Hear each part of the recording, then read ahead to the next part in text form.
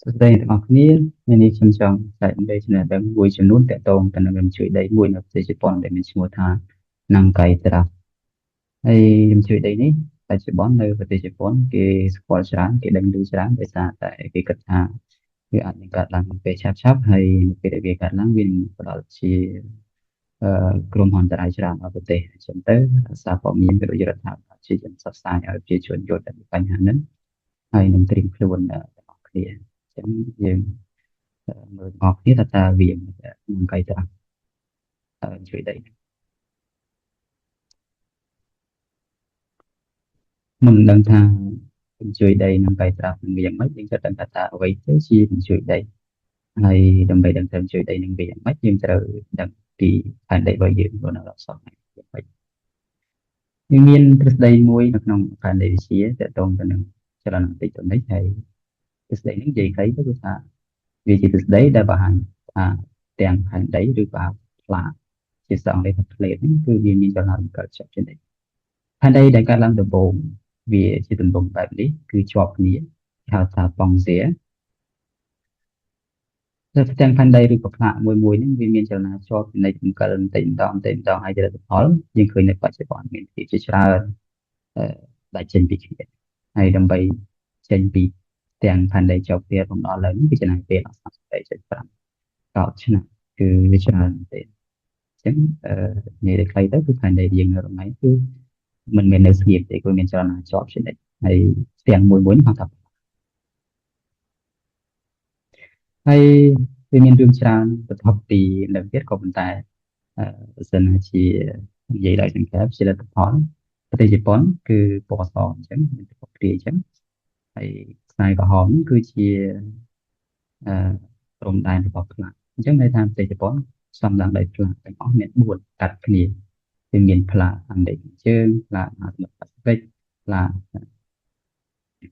សមុទ្រហ្វីលីពីនហើយនិងផ្លាកយូរេស៊ីអញ្ចឹងក្រនមកប្រទេសហ្នឹងគឺមានផ្លាកឬក៏ផ្ទាំងផែនដី4តភ្ជាប់គ្នាហ្នឹងគឺជាលក្ខណៈពិសេសមួយរបស់ប្រទេសជប៉ុនដែរ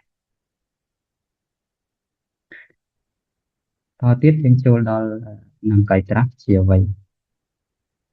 ម្ដងទៀតប្រទេសជប៉ុនគឺវាតម្រង់បែបនេះហើយយើងនៅក្នុងផែនទីខាងលើគឺទិសខាងជើងខាងក្រោមទិសខាងត្បូង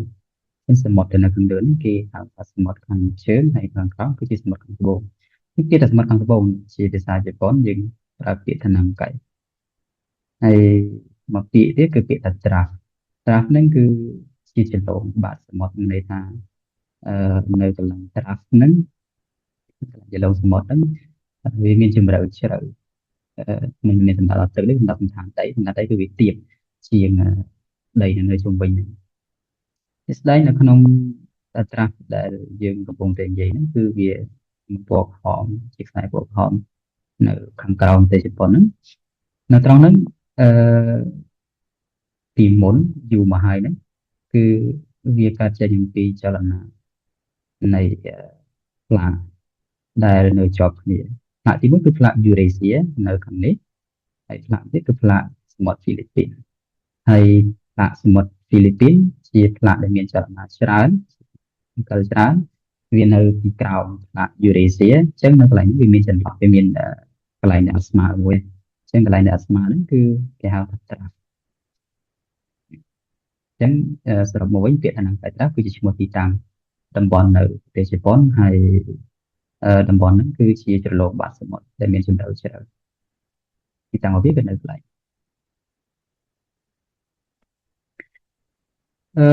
តមកទៀតតកតងទៅនឹងថាតើរញ្ជួយដីកើតឡើងដោយរបៀបណាបើសិនជាយើងមានឱកាសរៀនពីវិស្វកម្មជួយដីយើងត្រូវចេះនាគណិតវិទ្យារូបវិទ្យាញញ៉ៃស្មុគស្មាញប៉ុន្តែត្រង់នេះយើងមិនចាំបាច់ដល់ឡើយទេយើងគ្រាន់តែជាយល់ពីអ្វីដែលជាគោលការណ៍អ្វីដែលជាមូលដ្ឋានគ្រឹះបានអញ្ចឹងនៅខាងលើគឺជាផ្ទៃផែនដីដែលយើងនៅបច្ចុប្បន្នវាមានផ្ទះវាមានផ្សារមានលំដាអញ្ចឹងទៅប៉ុន្តែផែនដីវាមិនមែនស្ដើងទេវាមានជម្រៅវាចុះក្រោមអញ្ចឹងហើយអ្វីយើងដឹងគឺថាខាងក្រោមគឺវាមានរឿងជាច្រើនដែលយើងត្រូវការសិក្សាស្រាវជ្រាវទៀត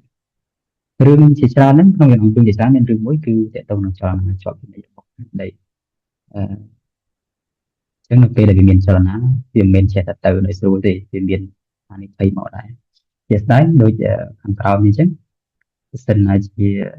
មានបន្ទុកព្រំភ្លើងឬក៏មានចលនាកាត់ឡើងវាខូចទ្រង់ទ្រាយដើមចឹងនៅពេលខូចទ្រង់ទ្រាយដើមអាកំហួចហ្នឹងវាខ្លាយទៅជាលំញ័រដែលលំញ័រហ្នឹងជាលទ្ធផលនៅខាងលើហ្នឹងទៅជាជួយដីចឹងនិយាយស្ដាប់ទៅគឺអឺដោយសារគ្រឿងក្នុងវាខូចបកផែនដីហ្នឹងទៅខាងលើវាខូចដែរយើងបកទៅប្រទេសជប៉ុនវិញបើសិនណាជាសរសេរជា 3D model គឺទម្រង់អញ្ចឹងនេះគឺជាផ្ទៃខាងលើហើយនេះគឺជាផ្ទៃខាងក្រោមរំលឹកឡើងវិញជប៉ុនផ្សំឡើងដោយផ្លាកឬក៏ផ្ទាំងផែនដីចំនួន4មានអឺអាមេរិកខាងជើងផ្លាកប៉ាស៊ីហ្វិកផ្លាកហ្វីលីពីននិងផ្លាកយូរេស៊ីហើយ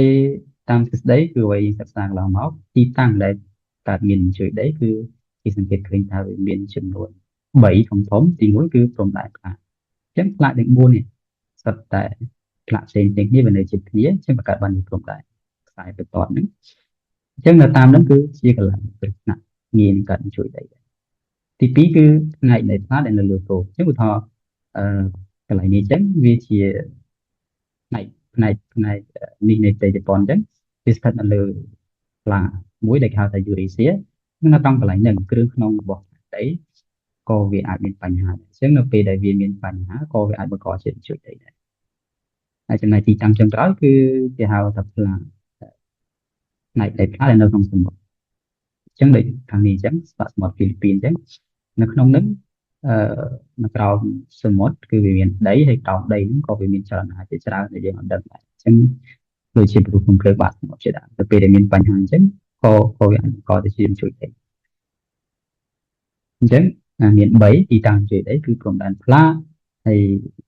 នៅលើគោកហើយនៅសមុទ្រដោយឡែក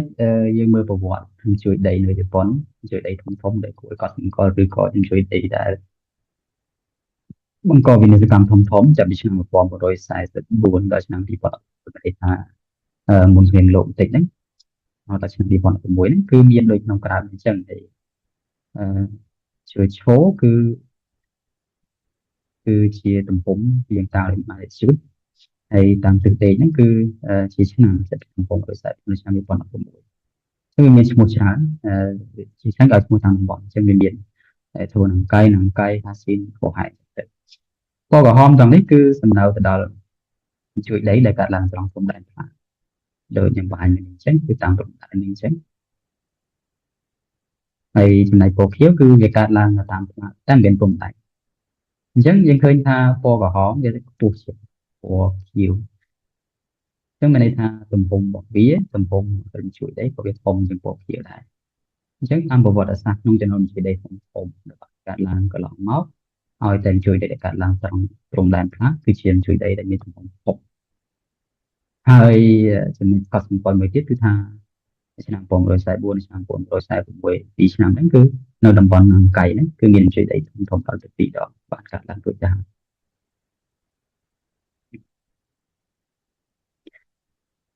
ហើយសរុបសេចក្តីមកតើជួយដីនឹងកៃត្រាស់ហ្នឹងកើតឡើងរបៀបណាគឺ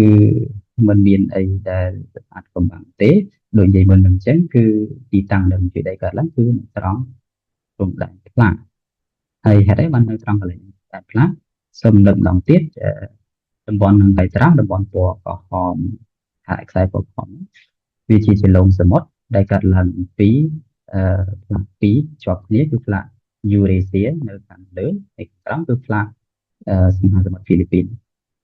ផ្លាកយូរេសៀនៅខាងលើផ្លាកមហាសមុទ្រហ្វីលីពីននៅខាងក្រោមហើយផ្លាកសមុទ្រហ្វីលីពីនហ្នឹងវាមានចលនារុលចុះក្រោមប៉ុន្តែផ្លាកយូរេសៀវាអត់ទៅទីវានៅដដែលអញ្ចឹងយើងសាកសម័យមើលនៅពេលដែលរបស់ពីរដែលដូចជាជាប់ប៉ុន្តែអត់ជាប់ទេណាហើយមួយរុលចុះក្រោមមួយទៀតនៅលើនឹងអញ្ចឹងដោយសារស្ថានភាពវាអញ្ចឹងនៅពេលដែលផ្លាកហ្វីលីពីននៅខាងក្រោមចេះតែរុលទៅហ្នឹងផ្លាកយូរេសៀក៏មានទំនោរទៅដែរប៉ុន្តែវាមិនទៅទាំងស្រុងទេព្រោះផែនដីធំហ្នឹងវាទៅម្ដងបន្តិចតាមដែលអាចទៅដល់តែនៅពេលដែលផ្លាកហ្វីលីពីនហ្នឹងវាចេះតែទៅហើយលំងាករបស់ផ្លាកយូរេសៀវាចេះតែ vì thế từ đấy bắt đầu là càng mới để lên tục chọn vì còn nghiệm một mình mà đầu phiệp đàm mình thế là càng nghiệm một phiệp đàm mình những cái hào tháng ở bên chuỗi đấy terus dari jadi Indonesia lain để sedih nằm đá vì mình đội chẳng sống thế còn chọn ở Olympic làm chuyện đến cái đôi khi tapi dia yang roi besar aja tapi yang roi besar về từ bàn tay vì từ nhưng mới tới về từ mình tay chết với ở này trong từ thì cái là vì đọ này tới besar từ bạn yang namanya là Eurasian từ hình chậm là về được là Philippines rồi cho vào tới trong mình chọn học lại cho những cái từ đại bàn tay vì ập từ Việt từ đó là anh vậy ha Việt từ đấy người ta việc cực thằng người màu mình vì vô với nó về lại viện đó limit bảo vệ chứng ở bên chứng tất cả lại những con người từ chỉ chuỗi đẩy từ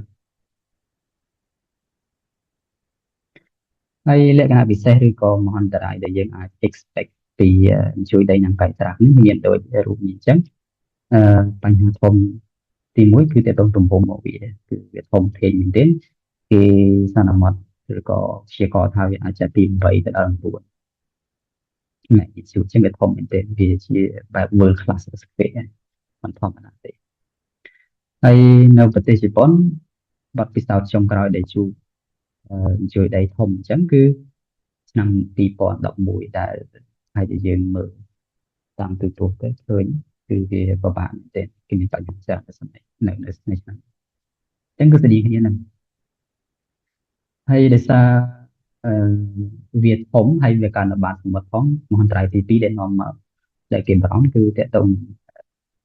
សួននេះព្រោះជួយដៃជាជួយបាយដីបាត់សមុទ្រហើយនៅពេលដែលខាងក្នុងវាប្រែប្រួលខាងក្នុងបាត់សមុទ្រហ្នឹងប្រែប្រួលខាងលើក៏ប្រែប្រួលដែរគឺនៅវាគេ expect គឺវាអាចពី10ទៅ30ម៉ែត្រអញ្ចឹងវាជាប្រឡូកមួយដែលយើងអាចធ្វើបានគឺវាមិនមានផលប៉ះពាល់ខ្លះទេហើយនេះទៀតតកតង area តំបន់ដែលជួយដីនឹងអាចប៉ះពាល់គឺវាស្ទើរតែទូទាំងប្រទេសព្រោះទីមើលកន្លែងនេះអញ្ចឹងប្រទេសជប៉ុនពីលើចុងក្រោមអញ្ចឹងហើយជឿនឹងកៃត្រាស់ហ្នឹងគឺខ្សែបកកហកចឹងបើសិននៅកន្លែងនេះមិនជួយគឺទូទាំងប្រទេសគឺនឹងរងលំញ័រមកហើយការបាក់បែកផ្សេងហ្នឹងគឺនឹងកើតមានឡើងព្រោះកម្លាំងជួយវាខ្លាំងទាំងអាយុជីវិតមនុស្សក៏ដែរហើយសំណួរសួរថាតើមកដល់ឥឡូវនឹងកៃត្រាស់ហ្នឹងមានជួយដីប្រមាណដងដោយបង្ហាញក្នុងរូបអញ្ចឹងបើនិយាយដោយស្មោះត្រង់ទៅសម័យការជួយដីគឺវាស្មុគស្មាញប៉ុន្តែទោះបីជាសម័យការស្មុគស្មាញមិនចិត្តវាអត់អាចខំពេលលក្ខណៈឬរបស់វាទេគឺជួយដីគឺជាចលនាខួបមានតែចលនាដែរហើយទៀតអត់ចេះចប់ដូចក្រាបដូចភាពអញ្ចឹងដំបូងវានៅ A ទៅមកវាទៅ B ទៅមកវា C អញ្ចឹង A និង C ក៏ដូចគ្នា C ចូលមក D មក E G ក៏ដូច C ក៏ដូចតែ A អាហ្នឹងហៅថាចលនាហើយកំណត់ត្រាគឺចាប់ពីឆ្នាំ1361មកដល់ឆ្នាំ1141ហ្នឹងគឺវាបានកាត់ឡើងឆ្នាំដងរួចទៅហើយបើយើងដកឆ្នាំទៅយើងឃើញថាខួបវាមានចន្លោះពី100ទៅដល់150ឆ្នាំអញ្ចឹងបើយើងគិតមើលការកាត់ចុងក្រោយឆ្នាំ1946ឥឡូវ2025ហើយអញ្ចឹងវាជិត100ឆ្នាំអញ្ចឹងមានន័យថាឱកាសដែលវាកាត់ហ្នឹងគឺមានហើយលទ្ធភាពដែលមានជួយដីម្ដងទៀតហ្នឹងគឺតាមរយៈការសិក្សាស្រាវជ្រាវរបស់អ្នកជាសាស្ត្រក៏ដូចជារដ្ឋាភិបាលមានការលើកឡើងថាវាអាចចាប់ពី70ទៅ80%ក្នុងចន្លោះឆ្នាំ2019ដល់ឆ្នាំ2049អញ្ចឹងឆ្នាំ2025ក៏ចូលក្នុងនឹងដែរអញ្ចឹង70ទៅ80%គឺអត្រាឬក៏អត្តភាពដែលវានឹងកើតឡើងគឺខ្ពស់មតិដែលខ្ញុំនិយាយមិញគឺជាមតិរបស់ក្រុមទី1ដែលគិតថាវាអញ្ចឹងហើយក្រុមហ្នឹងគឺមានភាសាគឺតទៅរដ្ឋាភិបាលហើយមានអ្នកស្រាវជ្រាវទូទៅប៉ុន្តែក្រុមទី2គាត់ក៏សិក្សាលើរឿងនេះដែរគាត់មិនបដិសេធទាំងស្រុងទៅលើអ្វីដែលក្រុមទី1លើកឡើងទេប៉ុន្តែគាត់suggest អាតម្លៃប្របាដែលយើងគេនេះចេញ70 ទៅ 80% វាគ្រាន់តែជា model គណិតវិទ្យាមួយវាមិនមែនជាអ្វីដែលយើងអាចអាកាត់ថាវា ពិត100%ទេអញ្ចឹងគាត់សិក្សាឲ្យសិក្សាទៅលើ model ឬក៏ក្បួនគណិតវិទ្យាដែលបានវាយ៉ាងម៉េចឲ្យបានដល់បន្តិចហើយវាតម្លៃម្ដងទៀតអញ្ចឹងណាអញ្ចឹងសរុបទៅគាត់អត់បដិសេធទេប៉ុន្តែគាត់ចង់ឲ្យទៅលើក្បួនដែលយើងធ្វើដើម្បីចេញជាភាគរយពេញអញ្ចឹងបើសរុបមតិទាំងពីរទៅនៅដល់ដដែលទៅគឺអត្រាដែលវាកើតឡើងខ្ពស់ក្នុងចន្លោះឆ្នាំ2019និង2040ហើយជាចុងក្រោយគឺសរុបមកវិញទៅបញ្ហាជួយដេកឈ្មោះនឹងបៃតាហ្នឹងអ្វីដែលយើងដឹងបានគឺថាវាធ្លាប់កើតឡើងពីមុនមួយហើយតាមរយៈការព្យាករណ៍ក្នុងក្បួន model វិទ្យាហ្នឹងគឺវាអាចកើតអាចថាជាលើទៅក្នុង70-80%ហ្នឹងគឺអាចកើត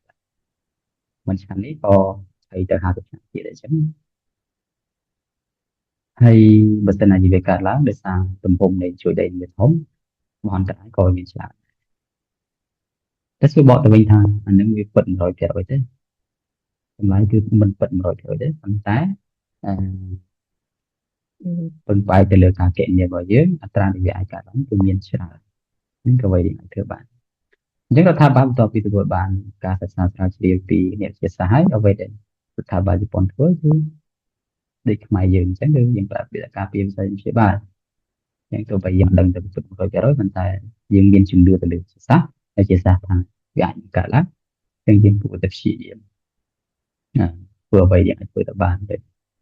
ដូចជាធ្វើប្រព័ន្ធបញ្ចេញទឹកក្រោមដីហើយព្យាយាមសងករណីដែលមានបញ្ហាកើតឡើងយើងត្រូវធ្វើមិនអញ្ចឹងដើម្បីកាត់បន្ថយមហន្តរាយអញ្ចឹងនៅពេលវាកើតបើសិនជាវាកើតឡើងហើយយើងបានត្រៀមនឹងអត់អីទេតែយើងវាកើតឡើងដោយយើងមិនអត់ត្រៀមអីសោះចឹងហានិភ័យព្រោះវាខ្លាំងហើយកំហួចកំហផលប៉ះពាល់គឺច្រើនវាមិនល្អទេអញ្ចឹងបានជាខាតហើយកុំឲ្យខាតច្រើននឹងជាអ្វីដែលរដ្ឋាភិបាលចង់ឲ្យជនដឹងហើយចង់ឲ្យជនចូលរួមធ្វើម៉េចចឹងកាត់បន្ថយផលប៉ះពាល់ទាំងអស់គ្នាចឹងដូចជាមានតែប៉ុណ្្នឹងទេមួយហ្នឹងសូមអរគុណច្រើនតែបើសិនជាមានចម្ងល់អាចទម្លាក់សំណួរបានចាំខ្ញុំជាបកស្រាយតាមទៅសូម